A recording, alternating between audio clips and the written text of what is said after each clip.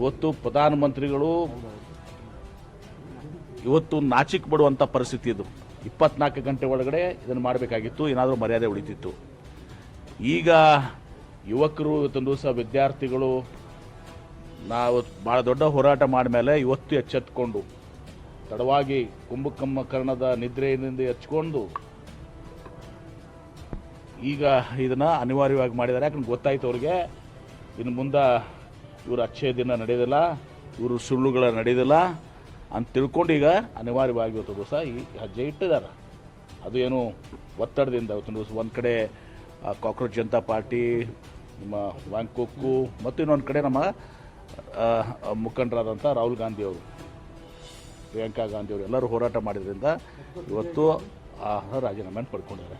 ಆದರೆ this too late, ಇದು ಮೋದಿ ಯುಗ ಅಂತ್ಯಗೊಳ್ಳಕ್ಕೆ ಪ್ರಾರಂಭ ಆಗಿದೆ.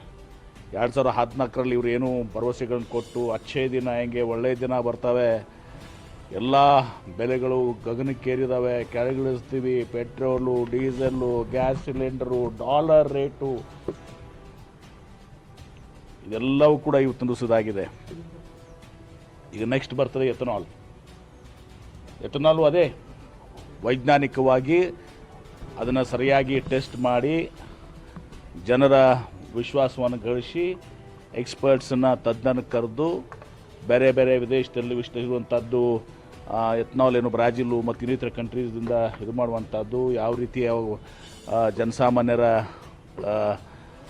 ಏನು ವಾಹನಗಳಿದ್ದಾವೆ ಅದಕ್ಕೆ ಹಾನಿ ಆಗದ ಹಾಗೆ ಮತ್ತು ಈ ಮೈಲೇಜ್ ಕಡಿಮೆ ಆಗುವಂಥದ್ದು ಏನಾಗ್ತದೆ, ಇದರೆಲ್ಲವನ್ನು ಗಮನದಲ್ಲಿಟ್ಕೊಂಡು ಒಂದು ದಿವಸ ಎಥನಾಲ್ ಪಾಲಿಸಿಯನ್ನು ಮಾಡಬೇಕಾಗಿತ್ತು, ಇಂಪ್ಲಿಮೆಂಟ್ ಮಾಡಬೇಕಾಗಿತ್ತು. ಏಕಾಏಕಿ ಮನಸ್ಸಿಗೆ ಬಂದಂತೆ ಅವ್ರದ್ದು ಫಾರಿನ್ ಪಾಲಿಸಿನೂ ಮನಸ್ಸಿಗೆ ಬಂದಂತೆ. ಅಟಲ್ ಬಿಹಾರಿ ವಾಜಪೇಯಿ ಸದಕ್ಕೆ ಫೈನಾನ್ಷಿಯಲ್ ಪಾಲಿಸಿ ಇದನ್ನು ನಮ್ಮ ಫಾರಿನ್ ಪಾಲಿಸಿನೂ ಒಪ್ಕೊಂಡಿದ್ರು. ಇವತ್ತು ಮನಮೋಹನ್ ಸಿಂಗ್ ಅವ್ರನ್ನ ನೆನೆಸ್ಬೇಕು ನಾವು. ನರಸಿಂಹರಾವ್ ಅವರು ಪ್ರಧಾನಮಂತ್ರಿ ಇದ್ದಾಗ ಮನಮೋಹನ್ ಸಿಂಗ್ ಅವರು ಫೈನಾನ್ಸ್ ಮಿನಿಸ್ಟರ್ ಆಗಿದ್ರು.